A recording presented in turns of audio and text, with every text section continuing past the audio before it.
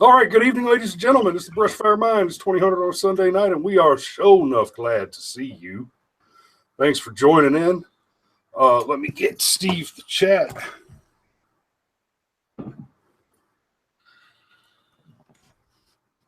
There's the chat window for old Steve-O. We got Cade in the studio tonight. Steve joined us remotely from places in the frozen north. We can run with that. It doesn't feel that way, but we'll run. He is currently the closest BFM broadcaster to the Canadian border. That's true. That is true. Oh, so I chuckled a bit, but we've got some stuff to talk about tonight. As you know, I've been talking more and more about us getting away from politics, and I really, really would like to. We got some work to do.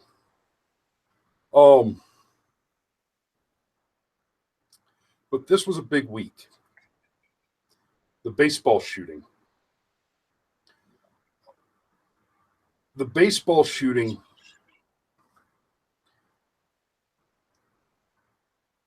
needs to be considered against a broader backdrop.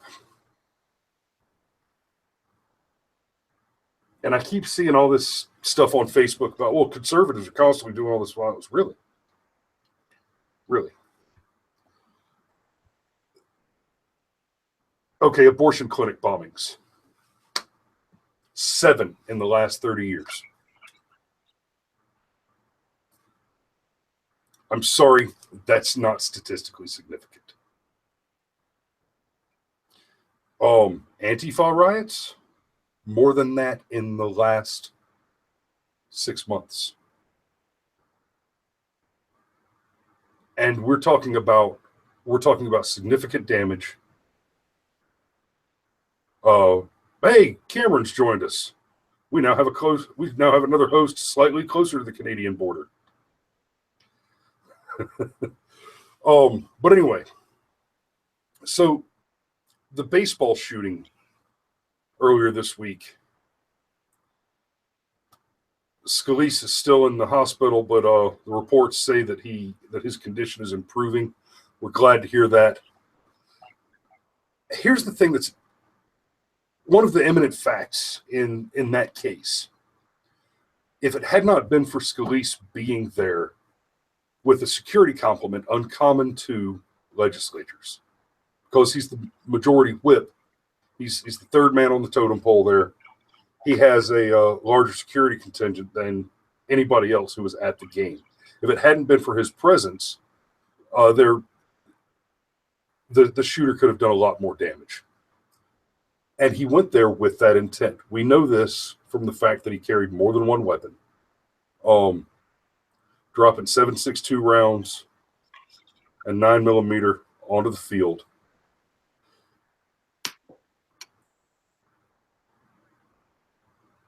We have here a guy who is we know he's a Bernie guy, Bernie bot. So old boy feeling the burn. And in the wake of this, what are we hearing? We're hearing, oh, well, we all need to tone down the rhetoric. We all need to tone down the rhetoric. We all need to bring down the violence. We all need to calm down a little bit. What's this we all shit? Now, ever since Trump has been elected, we've been hearing celebrities, big names, the Kathy Griffin chopping off his head thing. Madonna. I dream about blowing up the White House. Okay. There were people that called for the assassination of Barack Obama. There were. That is a thing that happened. But name me one major celebrity with millions of active followers and a massive national platform doing that. Does Ted Nugent even qualify as that? Did Ted Nugent ever call for the assassination of Donald Trump? No. Barack Obama? I don't remember what he said. He said some very negative things about Obama. And apologized. Actually, like heartfelt, I learned a lesson apology.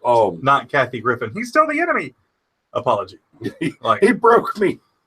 By the way, if y'all haven't seen if y'all haven't seen the Comey hearing redubbed with the Kathy Griffin apology yet, he broke me. It will break you. It will break you. Worth a watch. Look forward to come across your Facebook feeds and watch it. But here's what I want to talk about with regard to this shooting. This week we also had Michelle Carter, this young woman who just found guilty of manslaughter because she text messaged her boyfriend to death. She convinced him with text messages to kill himself and was found guilty of after manslaughter. all, words hurt. Now, Let me ask a question. Okay, go ahead. What if, God forbid, one of your kids hurt themselves or killed themselves, and you found out later that they had been sent hundreds of messages, because that's how many this girl sent this guy. Very graphic, saying he was a coward if he didn't do it. Like, would you not want some reconciliation, as it were?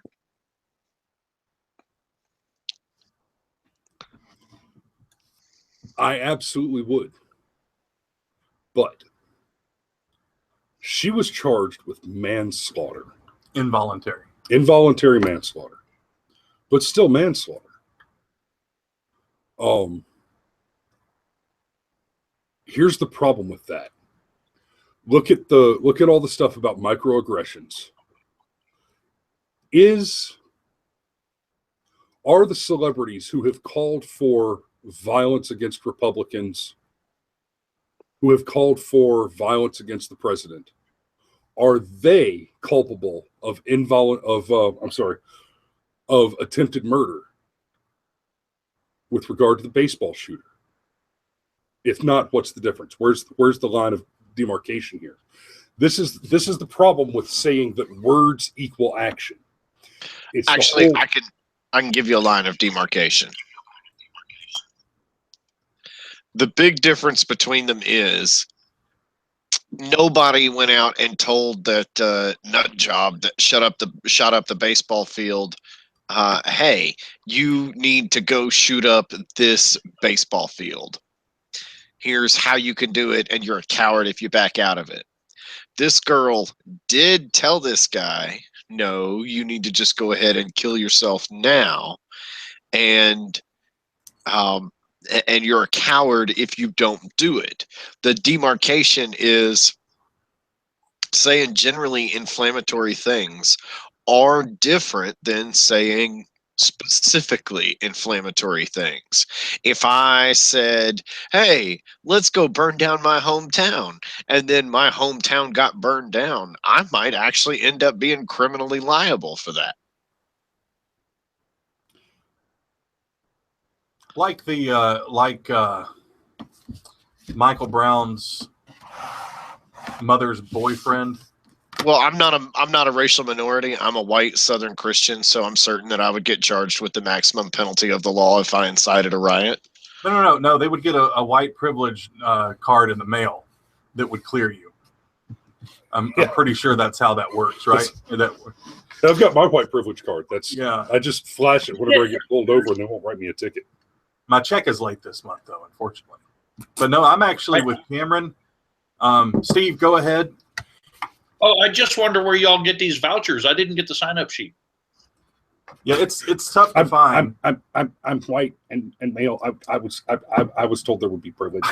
I was told there would be privilege. I was told there would be privilege. I don't get my privileges. I'm going to burn the place down.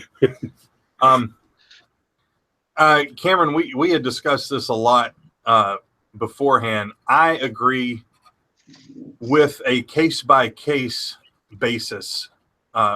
And in the case, is a specific case of Michelle Carter and her boyfriend, I agree that she should be charged. I agree that she should be culpable and she should be considered an accessory to murder, as it were. I actually don't think, I'm not sold on involuntary manslaughter being the charge. I actually don't like the term manslaughter here. I like the term murder, but it would have to be like a 4th, 5th degree murder, some sort of new wording that was put out there because I think that's why they charged her with manslaughter. Right, because they don't have anything currently out there to go with. But I mean, we're talking about the mental instability of someone's brain. A brain is an infinitely complicated organ, more so than any other organ out there. We barely, in 2017, modern medicine has barely begun to even scratch the gray matter surface. And the brain is affected by all kinds of different stimuli. It is the receptor of all stimuli, including burning your finger on something. It sends a message to your brain that says that hurts.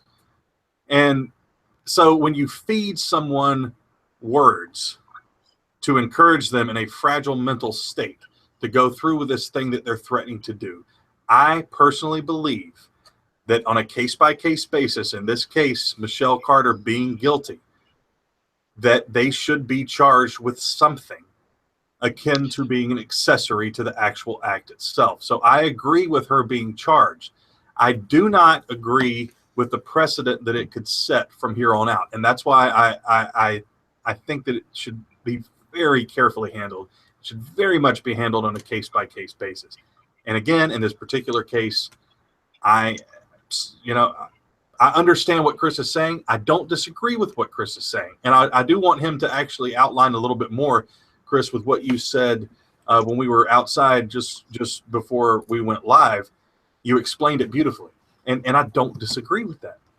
But I do want you to explain it to the viewers. I think this is just real quick, Cade, you're talking about a case-by-case basis. I'm sorry.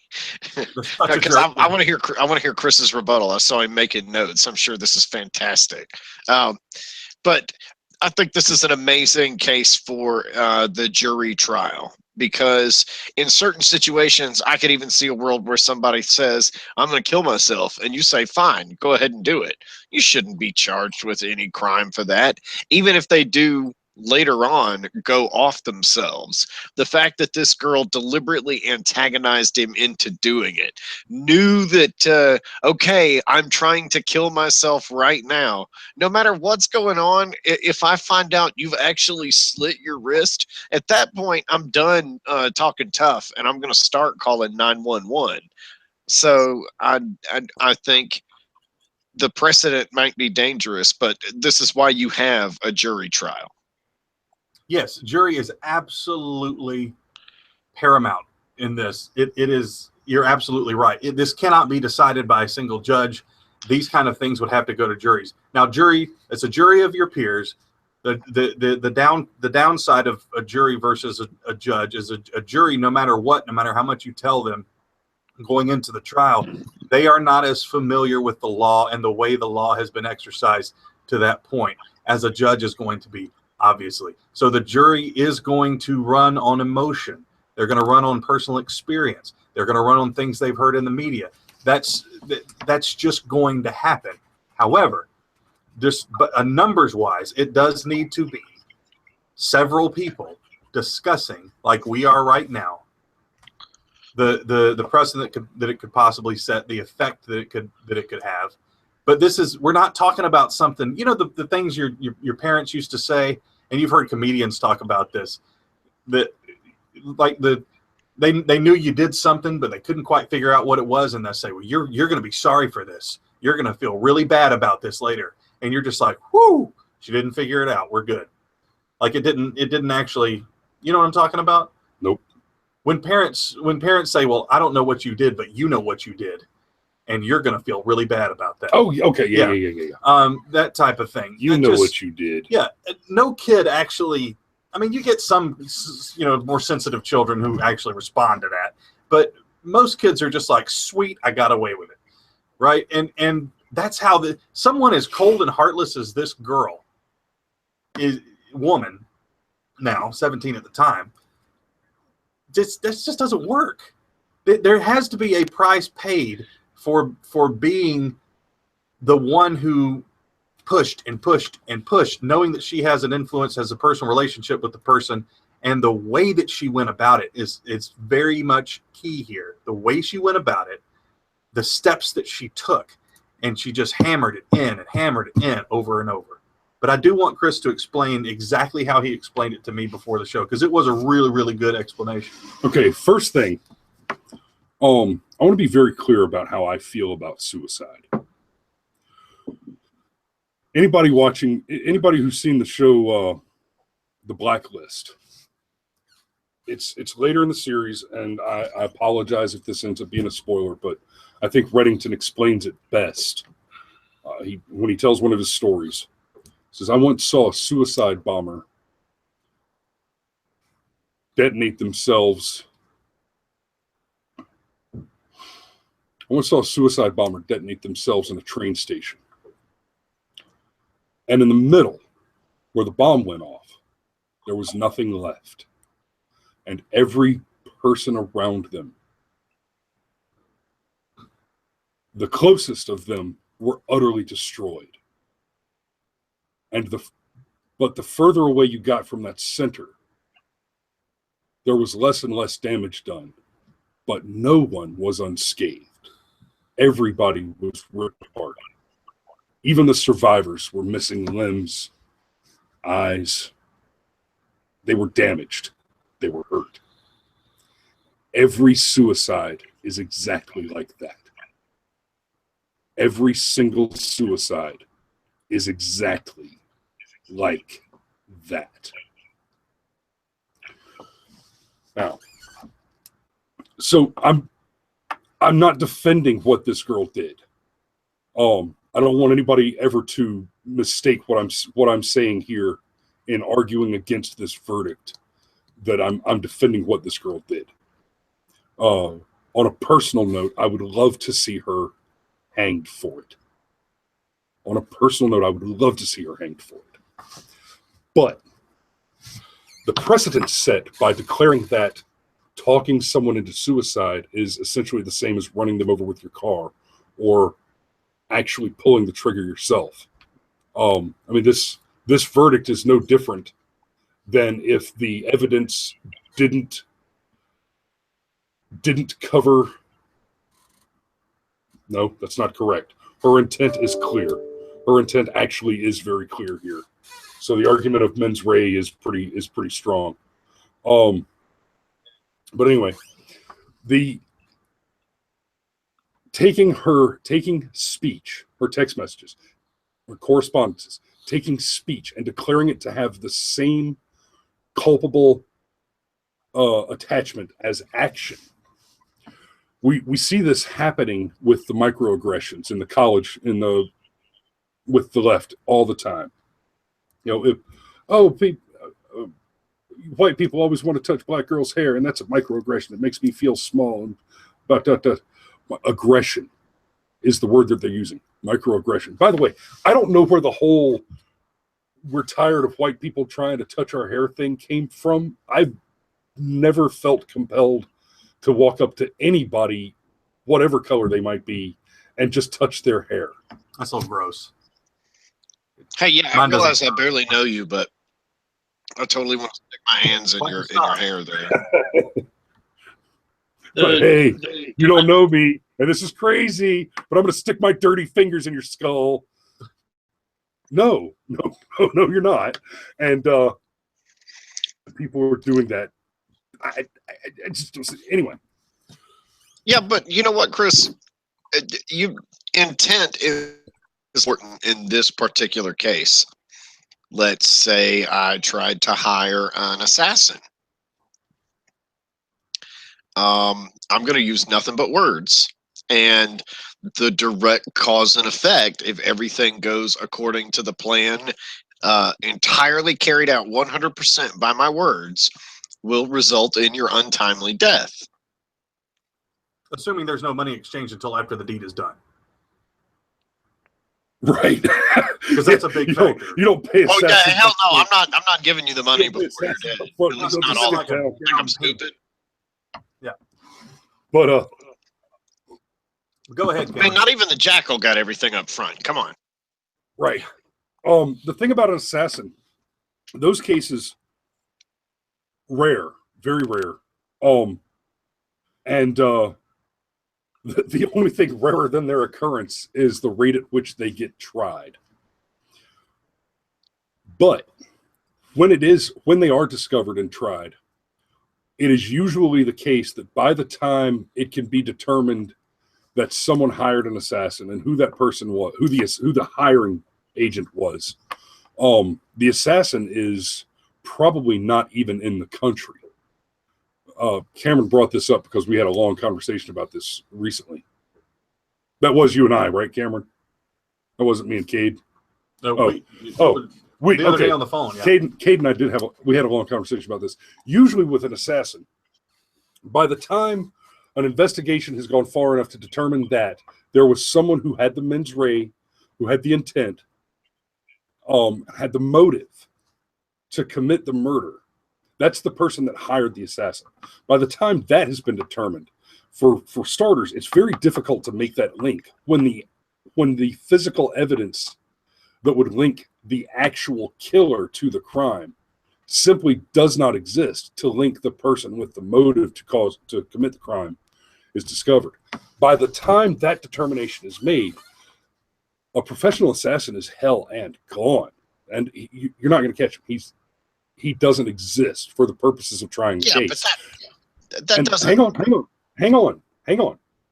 So, and in cases like that, the guy that did the hiring is charged with murder, not accessory, nothing like that. He's charged with murder, usually murder and conspiracy to commit.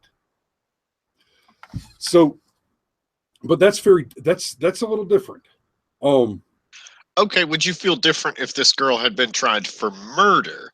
If she had been officially tried for deliberately trying to end his life in a malicious manner, would you feel better about this situation then? How about attempted murder? I mean, she didn't attempt. She succeeded. That's part of why she's in jail. Well, hold on a minute. Who took action is very important. The hitman she hired that left the country. I hate to say it. I'm not defending her. What she did was wrong. I'd love to see her hanged. But as a verdict, this sets a dangerous precedent. The action was taken by the victim. He did kill himself. The reason that's an important distinction, if I say words that offend someone, does that create for them a legal precedent? And I don't mean threat. I'm not talking about walking up and saying, "Hey, I'm going to kill you." I'm not making a threat. I'm talking about saying, "I think blondes are prettier than redheads." Or, no, I get it. You make a bluff, and the bluff triggers somebody into committing suicide. Right. If I say I prefer white women to black women, does that mean that a black woman is now allowed to assault me because I offended her? Earlier this week or middle of last week, a man in Pakistan was sentenced to death for making a blasphemous comment on Facebook. That's where we go when we start treading down the slippery slope of defining speech as actionable, as action.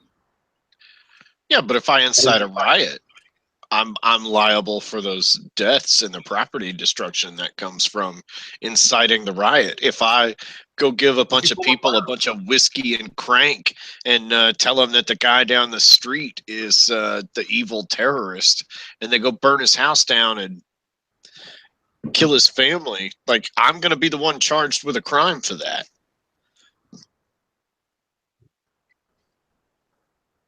Let me point something out real quick. And I'm not trying to introduce a new topic because this is a huge, this thing could be like opening Pandora's box, but I had a conversation with someone last week who had a late term abortion. And we were talking about the differences in pro-life and pro-choice, and if abortion were completely outlawed versus the case-by-case basis type of thing. The baby that she ultimately aborted was a baby that they spent several years trying to have. It was an in vitro fertilized egg, and they wanted this child. They have no other children. This was their last chance, and they wanted this child. But due to severe, into the third trimester, severe complications that actually threatened the life of the child and the quality of life. And I'm not talking about palsy or Down syndrome. I'm talking serious stuff. And also threatened her life to a point. She made a horribly difficult decision. And I personally believe, even though I lean pro-life, I personally believe that she made the right decision when she explained all the factors to me. And this is why I completely disagree with both sides of both the left and the right when it comes to abortion, because it has to be treated as a case-by-case basis. And she said when the right tries to outlaw late-term abortions, because they always put stipulations on it. Well, the life of the mother, whatever else, or limit it to the first trimester or whatever. But she said these people who are getting late-term abortions, they're not changing their mind that late in the game. They're doing it because of really serious issues like she had to do it. But the right often just says, no, just no, fine. Well, we'll settle for no late-term abortions. Those are some of the times the most critical ones to actually go through. And so this is why it can never be a black and white type of law. You can't just say we're outlawing abortions altogether. And you also, I don't believe, morally, can say we're allowing every single aborted case abortion case to actually go through. I believe in stipulations being put on it. This is the same thing. You can't create a law for something. That's why I disagree with the precedent thing. I am with Chris. The precedent that it sets is very dangerous. I mean, we're talking Orwellian dangerous. But I think if I can interject a little bit here. Yes, let's have the libertarian. Well, and this isn't a political stance kind of thing to me. There's already a bit of a precedent out there in my line of thinking. And I think this comes down, as we were talking earlier, excuse me, to a matter of proof of intent. Because arguably Jack Kevorkian did the same thing and worked with someone up to a suicide and provided them the means to do it. Isn't that kind of what she did? Assisted along the way? But you can prove malice in her case, and they couldn't with Kevorkian, and they still convicted him of second-degree murder. With Kevorkian was assisting suicide for people who wanted to commit suicide. Right. Also, and it's she was important to note maliciously pushing someone pondering it to suicide. It's important to note that the I think murder does count there. Kevorkian, basically he put the thing in your hand and you would push the button that would kill you. He deliberately pushed the boundary as far as he could, short of actually hitting somebody over the head with a hammer. And so his was arguably through empathy, though. Hers was quite specifically malicious. I think that's what would make the difference. And that his empathetic assistance was as bad. It was ruled second-degree murder. I think the malice is the X factor. I disagree with Kevorkian being called a murderer or whatever else. I think you're talking about, I mean, like I was just talking about with abortion. If a child is a part of a woman's body, then surely her own body is her own body, right? So if it's your own body and you're in god-awful pain and you want to die and you have the means to do so, I believe that you should be able to do so. What Kevorkian did, and I don't know enough specifically about him, but as far as assisted suicide, sure. Yeah, if they're the means to take someone out of the constant horrific pain that they're in, that's just prolonging their miserable life, absolutely I agree with it. But like Steve said, this particular case is absolute 100% a matter of intent. And hers was malicious. It was cruel beyond the regular definition of cruelty. And that does make a big difference. It makes a big impact. And it doesn't, that's why I disagree that it sets a particular precedent, but we have to be careful with it. Yeah. I think it's one of those things that has to pass the smell test. if you call a black person a racial slur and they punch you in the face, most people are going to say, well, you dumbass big mouth, what'd you think was going to happen? And to act like words don't have direct consequences when they're used a certain way, when they have the malicious intent, that's the X factor here for me. I got to ask a question real quick, Cameron. I see that rack behind you.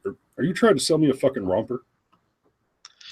Well, Chris, you know, LuLaRoe does make some 3X shit. You might be able to wear some of it and make it look good. I knew there was product placement going on there. Don't put that idea in his head. Don't you do it. Hey, you know what? You know what this is? I'll tell you what this is. This is my wife being happy and making money. It's also in my blankety blanking kitchen. I'm ready for that part to go away. Buy a blankety blanker blanket. Anywho, so for her to be convicted of manslaughter, that sets a dangerous precedent. Like I said, I'm not defending her. I'm not. But if that text, if that, and I understand it was hundreds of texts. If thousands of tweets do not make people on the left with those tweets culpable. Now, okay, let's talk thousands from thousands of different people, though. So, and not pointed at one specific person. Usually, I'm glad you brought that up. Okay. So we've talked about amorphous warfare in the past. Here's how it works. Holy segue. This baseball shooting, this is a perfect example of how amorphous warfare works. The enemy conducts their warfare. Their communication lines are communications of ephemeral suggestion. Lois Lerner was not given orders by Barack Obama to actively work to prevent conservative named charity and nonprofit groups from being able to achieve their 501c3 status. No. Instead, Obama and his party went out of their way to make it very clear, to create an atmosphere, to create a corporate climate, a corporate culture that made people understand if you take action to harm conservatives, you will be smiled on by the powers that be. The party will appreciate your work. This is the same thing.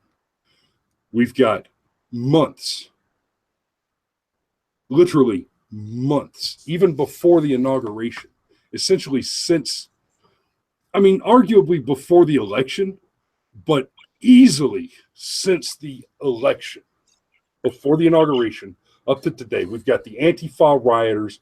We've got this constant barrage of Trump's a traitor, of Republicans are evil, dirty air and water. They want your babies to die. They want to steal your health care. They want poor people to starve.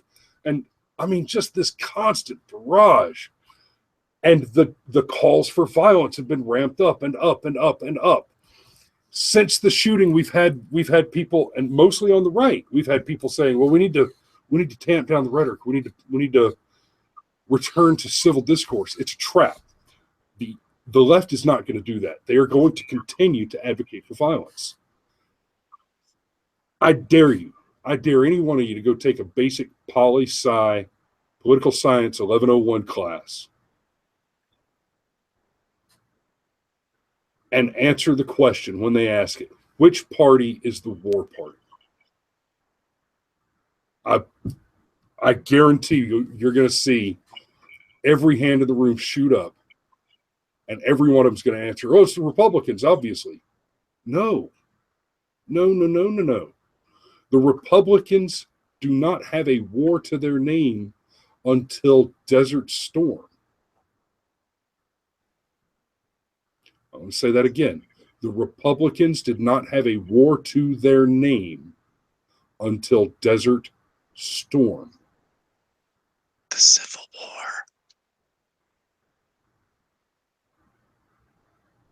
Nope. Lincoln did attack South Carolina, not the other way around. I thought the first shots Technically, at the Sumter first were act of fired war by was the Confederates. secession papers. It's the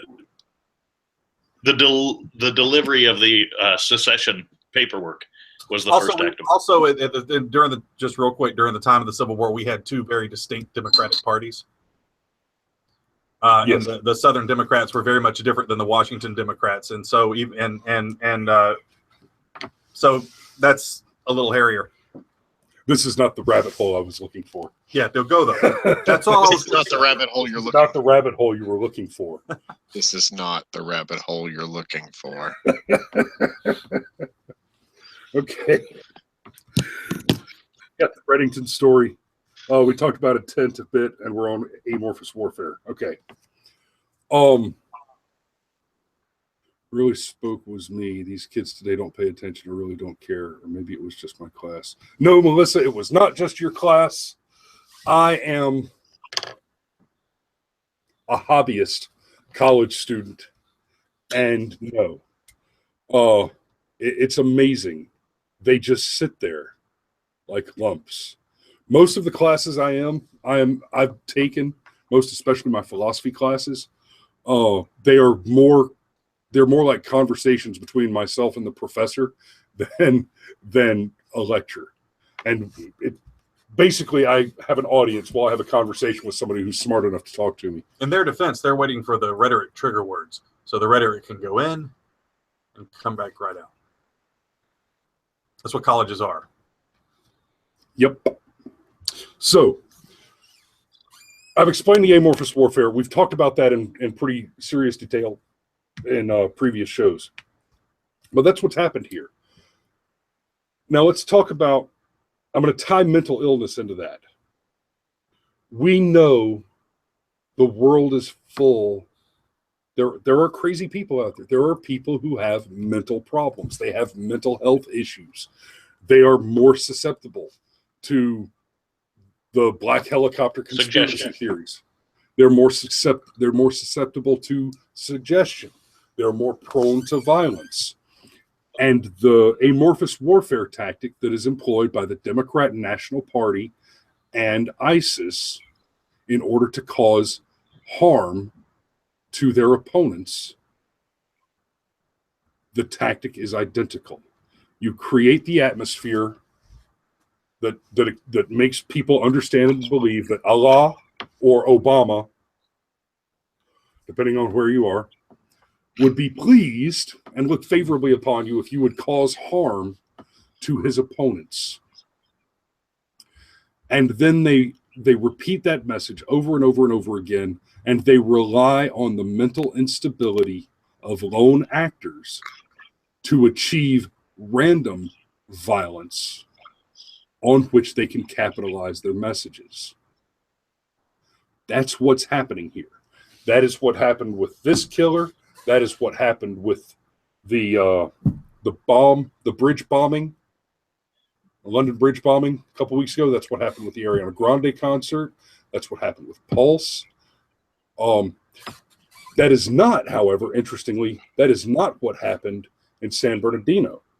Those two were actually went over and were trained and used to implement a plan. That's true. They were more enemy combatant than the ones in the other shootings. Yes. Hey, I just couldn't help but notice in that list you ran down right there. You know what was different about the baseball shooting and all the others? There were a couple of 9mm on scene that could return fire. And that's something that, Yes. we talked about privately. Seriously, how many of these situations radically swing the other direction as soon as you've got a couple of civilians armed with 9mm that can fight back?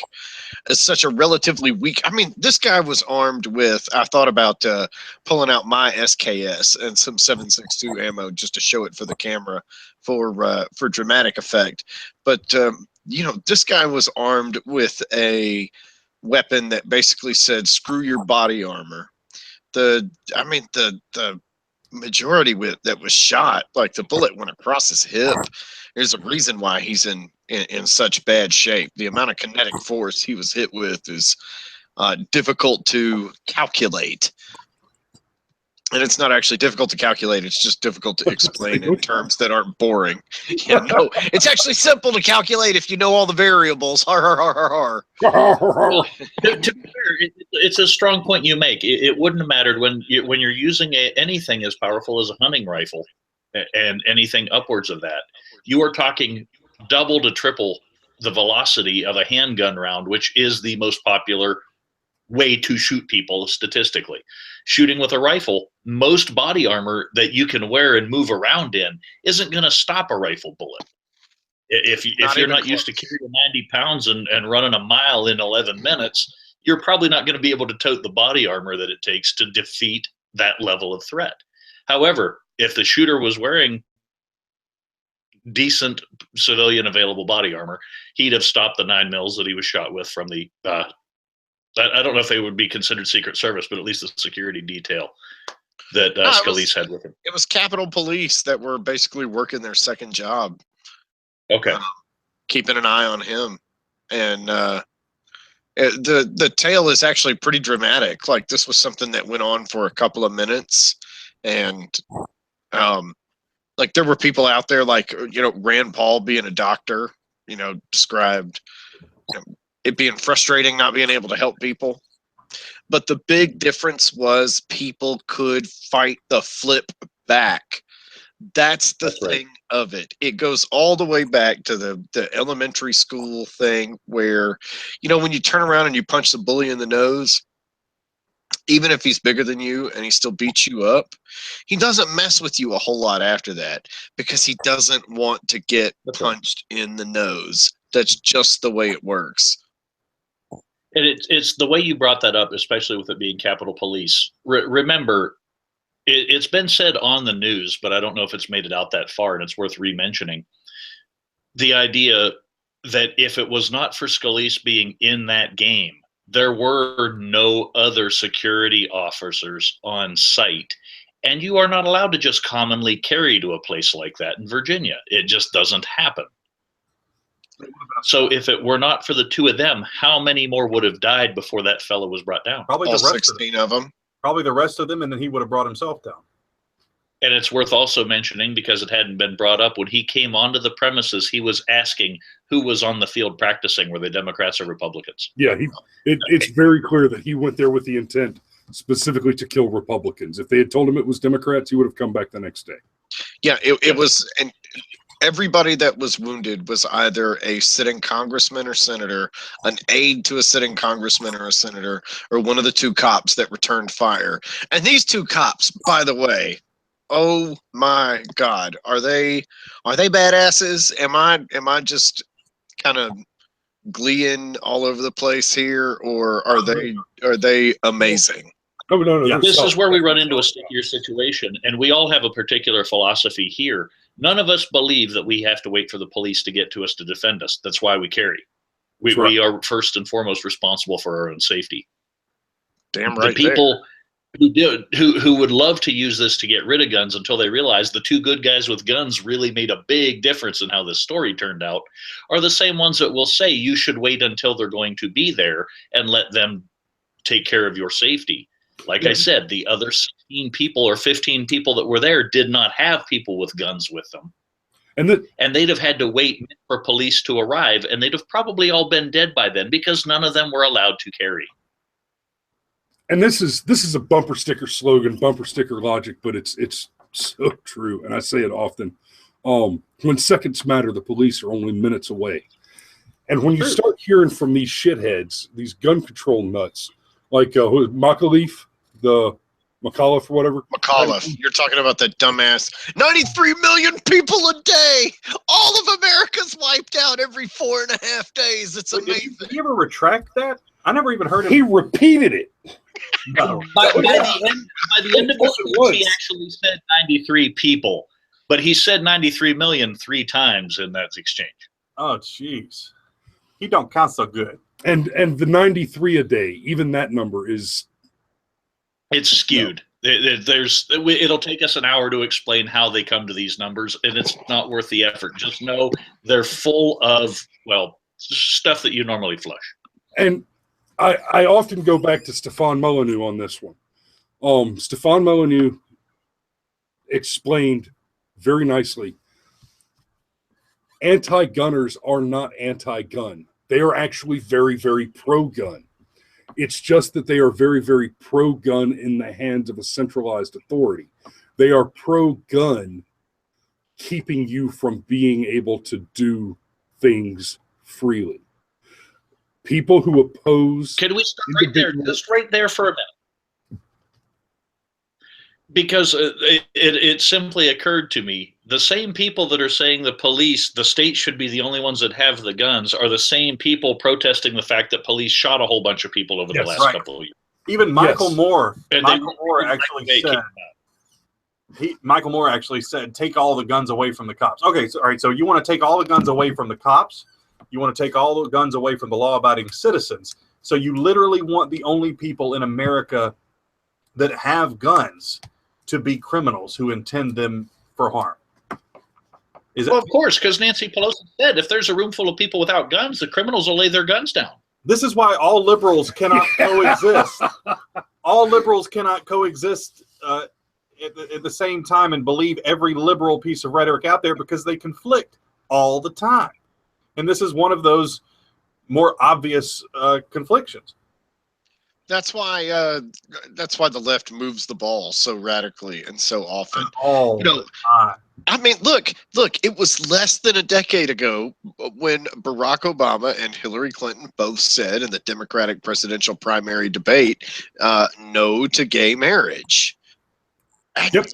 I mean, it's just conveniently when it became politically feasible to evolve your position, old Barry O decided to do that, and so did Hillary. Of course, 2016, Hillary was she was down with the gays. Yes, we allow people to change their minds. We understand people learn and grow. I've changed my mind on some very major issues many times, but the convenience factor.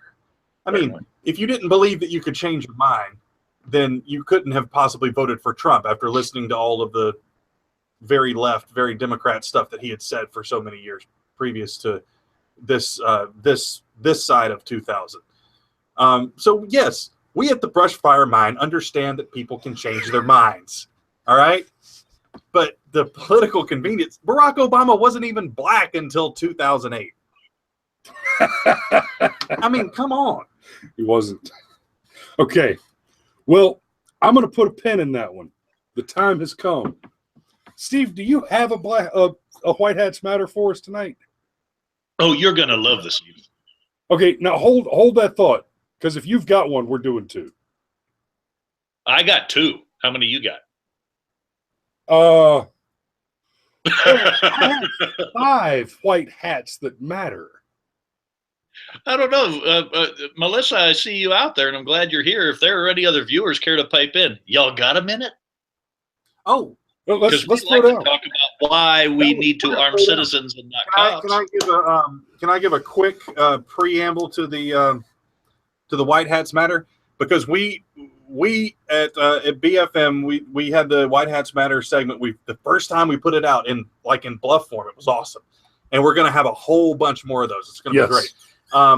It was about the 2 fugitives that killed the 2 corrections officers in Georgia and were caught in Tennessee. Now, the initial reports were all coming in from every major news network, conservative, well, Fox News and everyone else alike. Yeah, from Fox News and the liberals. And that were to be fair, there were alternative news sources too that shared that same story. So it's not just mainstream where people think and everybody. We were wrong. We have to rely on the same news sources as you guys, and we were told that these men were held at gunpoint until police arrived. We retracted that as soon as we learned differently. Yes, and I actually put something. And the funny thing is, I actually mentioned, listen, guys, we were incorrect about what we put out there because the news was incorrect in saying it. That the guy actually who, when they laid down in his driveway, he did not actually have to pull a weapon. Okay, we talked about that, but I also said, don't worry, we'll have plenty of other examples we have them every week of armed citizens exercising their Second Amendment right. And sure enough, you and Steve are going back and forth about how many you can fit into the rest of this hour. I'm only actually going to do one. But in my one, there are 5 white hats that matter. I would like to add well, this. in mine, it's 2 separate stories, both from the same city within a day of each other. So I do want to do both of them. Okay, hell Give yeah. me the title screen. I'm ready for my SpaghettiOs. We'll get there, Cameron. Let me throw this in there. Though. This is something that I did not think about even when I put up my retraction on Facebook. Something I didn't think about. This guy had 2 options that he talked about to protect himself and his family. He had a safe room in his house. He had plenty of guns, and he also had a car to get out of where he was. Correct, and he was armed in his car. Now, let's think about this for a second. It actually does still matter that the man was armed. Yes. Because where would he have been? He would have been, as soon as he saw those 2 guys cross over that fence 300 yards away and come toward his house, gone. He would have been gone. They would have had no one to lay down in front of. Right. It would have kept going. If he did not have the weapons to protect himself, he wouldn't have stuck around. That's right.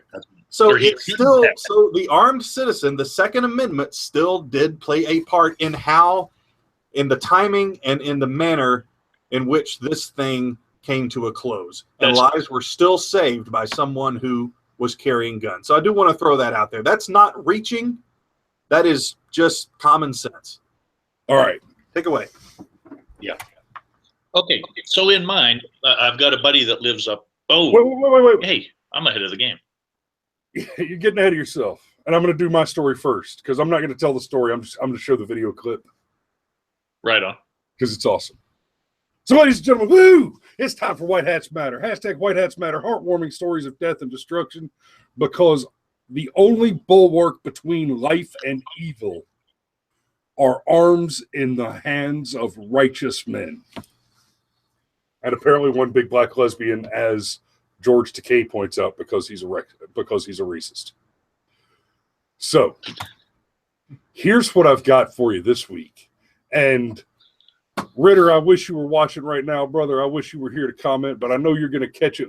I know you're going to catch it later after we go off live. I just assume you're working. This one comes to us from my buddy Zach. And I'm just going to show you the video. It just speaks for itself. Sort of. Well, just watch.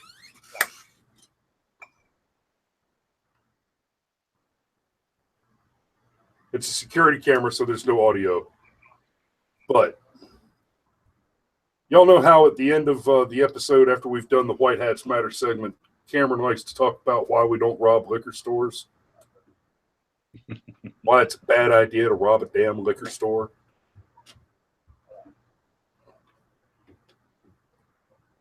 Keep your eye on the fella coming in. Oh. Pay attention. Okay, count them. Count them right there. Everybody's armed. The bad guy's on the floor. # Wow. DRT. Dead right there. And then you'll notice they moved tactically. These guys, I don't know if they're buds. I don't know what this. I can give you the backstory on this video, Chris. Excellent. This is my world. I know the back. I just love that. Okay, so they shot him, they put him down, then they moved tactically. One of them goes out the door, boom, like, all right, boys, I got perimeter. Oh, I got rear D. Oh, hey, I got cover. Okay, I got carry. That played out so beautifully. Okay. The first detail we know about this, and it was beautiful and it was well done. All 3 of those guys are cops. Gotcha. All 3 of them work for the police force where the video was shot in Brazil, where it is almost impossible for a civilian to carry a weapon in public, let alone own one. So the 3 of them had training. They were carrying on their off time, and they were prepared to defend themselves, the people in that building, and simply put an end to a bad guy. Those are good cops. Can I also No question about it. That's how the Wild Go ahead. West was, guys. That's how the Wild West operated. It didn't operate like you saw in the movies. Those were the exceptions. That's why they were the stories that made it into movies.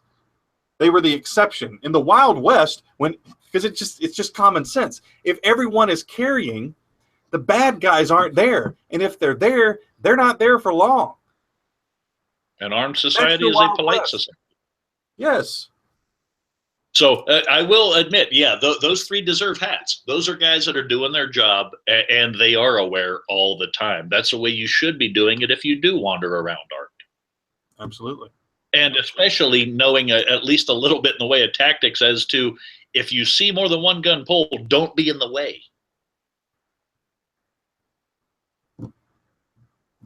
Yeah. So you said you got 5 hats. I know 3 in that video. Okay, so there were only 3 in that video. I apologize. There were 5 dudes standing in the liquor store when the guy walked in. But there were 93 million prepared to come in. That's right. They were all going to cause gun violence. That's right. That's right. One, so two, I don't want to four, belittle that one. I love the story behind that one completely. I do. I love the fact that they were all there and they were all prepared, regardless of whether they were getting paid to be or not. That's the way the world's supposed to work, I think. So let me add to that with a couple of stories that I've got. What we were going to do was white hat the couple of neighbors that were purported to be who brought in those fugitives. Instead, to white hat that homeowner who did not even have to pull his gun. Which, remember, most of the self-defense incidents at least in this nation, go unreported. And you can ask most cops that statistically, they should have a whole lot more reports, but they don't get them. Because once a criminal tends to know you're armed, whether you have to show the weapon, whether you draw the weapon, the vast majority of most self-defense incidents do not result in a gun being fired. When they do result in a gun being fired, we hope they turn out as well, at least, as that one with the Brazilian cops did. And in the case of the fella in Tennessee, he didn't even have to pull his. The idea that he was armed and those 2 guys have been running for so long honestly saved an awful lot of trouble for him because they just laid down and gave up. So I don't want to call him lucky. I think the guys realized they were simply running out of time. And they stopped that before they died in a shootout and wound up on the news for a whole bunch of other stuff, which is okay. They still wound up back where they belonged. So in this case, we have another, well, I wouldn't even say this is a very limiting state. I've got a buddy that sometimes catches up with the show after the fact. And Dave, if you can, please chime in the comments. We got a couple stories out of Indianapolis, Indiana that I'd like to share. The one was an update from June 8th. Steve, is that you? Yeah, and I don't know how to get rid of that. Are these the same ones that I talked about last week? I don't know. All right, just go ahead. I won't interrupt you because if some of the viewers weren't tuned in last week, they deserve to hear them again.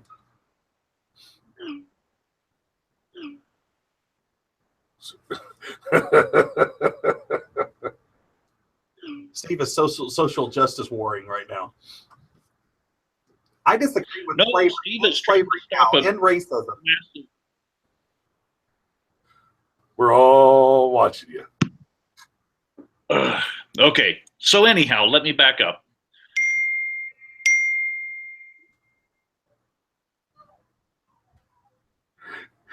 Anyway, I really want microwave pizza. this could all be edited later, Oh, but or maybe it can't. it will. Can't you flip the little switch Anyway, to the side? okay. Jesus. The first story that I found, the last update was on June 8th, so it's a little bit older than the ones we like to share, but this one is pretty recent. Woman was home, heard the noise of a break-in about 1 o'clock in the afternoon. Why are you laughing now? Now you're stepping on me, damn it. Oh, you're wrong. The resident found an intruder coming into her house. She happened to have 4 kids in the house with her at the time, all under the age of 7. She also happened to be armed, fired the doorway. These are the stories Cam likes because he was dead right there. There weren't a whole lot of... See, I told you it makes him smile. So in the midst of reporting all that, they also happened to bring up something. They didn't really have the aftermath details. Just that the fellow died in the doorway, entering a house where a woman was not going to let him get to her kids. I'm good with that. What was his nickname, Steve? The perpetrator's father happened to be in the crowd by the time the news was there. They found him, started interviewing him. The only part of it I caught was the fact that the guy that broke into the house and was shot because it wasn't his house happened to go by the nickname Lucky. I love it so much. See, this is the one. This is one of the two that I did last week, and I'm so bummed that Cameron wasn't there to get all Chef Boyardee excited about DRT, and you weren't there to report it. So I'm glad you got to report it. Okay. Did you have the follow-up that was in that? Sorry, go ahead, Cam. I stepped on you. The black cats matter? No, I'm saying I'm glad I got to get excited about it. Yes, I'm glad you are too. #DRT, hashtag Mama Bear. Yeah, there you go. There you go. Truly, kind of like the girl in, was it Gwinnett County, that it was her and her kid home with a shotgun. Somebody tried to come in. I don't have details on that. That one happened a couple of years ago here in Georgia. No, but you're anyway, talking about the girl with the 38. But yeah. No. I thought she had a shotgun. But anyhow, also the day before this happened, at least the way I understand it was the day before. It could have been the day after. It said within 2 days. So I will say the perpetrator in the first one was a teenager, a legal adult teenager, but teenager. This other one, not so legal age, broke into a house once again, and a resident was home and who happened to have his wife and 3-year-old in the house. And as the guy managed to make his way into this house, he was shot and killed on sight, which gives Cam another hashtag DRT. This is the guy who broke into his own house, right? Because that happened within 2 days. Beg pardon? What was the name? I don't write the names down in my notes. I specifically don't try to call that out. Okay. No, this one, it was not this dude's own house he was breaking back in. No. Belong in that house. And he came into that house maliciously. And even the Indy Metro Police had reaffirmed their right to defend their house simply because the guy's breaking into a place he doesn't belong. No one knows his intent.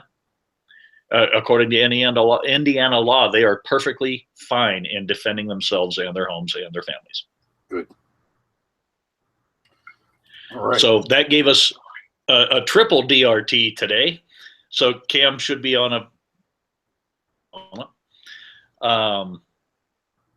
but yeah, and that's an international multiple DRT for one report. Yeah. So that's a good day to me. Guns work in socialist countries too. Yes. It's funny. They're not discriminate about only happening in certain places.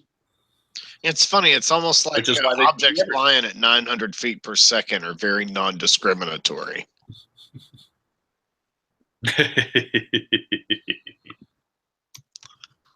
So remember, kids, I say this every week. If you don't want to end up looking like a plate of spilled SpaghettiOs, you don't rob the liquor store, because Grandpa Joe never pulls out the double-barrel shotgun and fills you full of birdshot.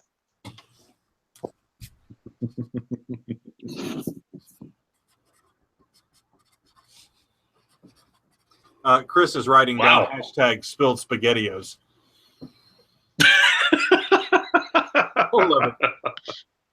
Oh, right. Man. I love all the hashtags we get. Hashtag DRT. I love hashtag DOT for when they die at the hospital. And hashtag spilled SpaghettiOs. And hashtag Mama Bear. Oh, that's good too. Oh, I came up with that. Of course it's good. It's your night, Cameron. Dude, you are such I have Hey, he said it. It's in his tagline. I'm allowed to say that. Yep. all right. I have one last thing to share with you guys, and then we're going to call it a night. Apologies, Steve. This is the thing that we were laughing at when you started talking. It wasn't my fault. I didn't hit play. That was on him. Yeah, I couldn't help it. But it it's better funny. be good. Oh, yeah. No, it's good. Oh yeah. Oh, she's playing with a tiger or lion cub, something. Yeah.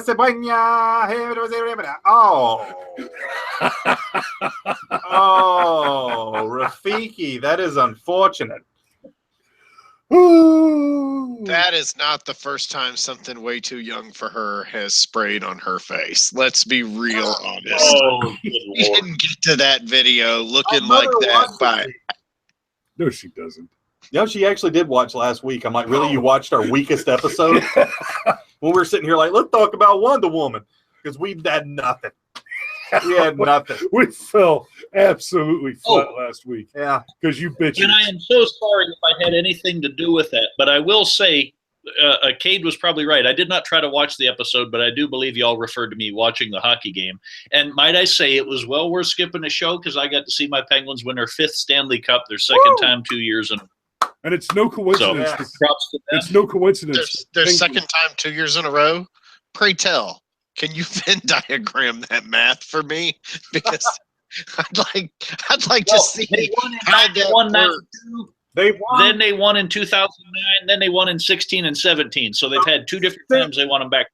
That's all I can tell you. 2012. Yeah, but you said won 2 years in a row. 90 million Stanley Cups. And it's no coincidence. It's no coincidence that the Penguins won the day after Adam West passed away. Yeah, it was almost like spitting on his grave, wasn't it? No, Cameron, I'm sorry. I think what you And meant I'm was a Danny DeVito fan, but That was the noise I was trying to make. okay, real quick on that note, who was a better Penguin, Danny DeVito or Burgess Meredith? Burgess Meredith. No, you can't compare those. Completely different. No, I'm sorry. I have to go. Like the Danny DeVito penguin is stupid until the very end of the movie when he's like, "I just want a glass of ice water," and he falls over dead. And I don't know, that for me redeems it. Just like, Oh, man, no. that guy- It was the wrong umbrella. Yeah, wrong one. So, ladies and gentlemen, this Don't is make Brushfire me Mind. Make watch sure you that. subscribe below. Find us on Patreon and give us money. Check us out on VidMe, on Minds. We're all over the place. We love you. Keep watching. We'll see you again next week. And until then, if you build a man a fire, you'll keep him warm for the evening. But when you set a man on fire, he'll be warm for the rest of his life. Good night. Button, who's got my